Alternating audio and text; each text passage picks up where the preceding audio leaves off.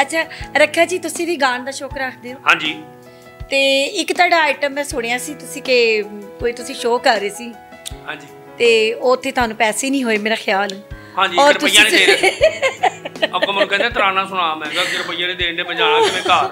अच्छा फिर तराना सुनांदे सुनांदे तुसी किस तरह उन्हां नू मतलब पैसे दस्सिया? फिर मैं तराना भी पुठा करना पिया, मैं हाँ जी वो सुनाओ इन्हां नू कुछ पता नहीं लोग। लगे। अच्छा तुसी फिर किस तरह उन्हां नू दस्सिया कि पैसे मतलब मैनू नहीं हो रहे या गुस्से दा किस तरह इजहार हाँ कीता? फिर मैं कीता ना गुस्से दा इजहार। जी जी। फिर मैं क्या है वतन प्यारे वतन नग तरिकट तक तरिकट धागन धागन आ ऐ वतन प्यारे वतन पाक वतन पाक वतन मेरे प्यारे चररररम ऐ वतन प्यारे वतन।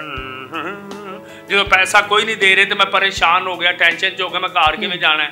अच्छा मैं फिर उल्ट कीता मैं क्या ऐ वतन प्यारे वतन पाक वतन चलाक वतन ऐ मेरे होशियार वतन।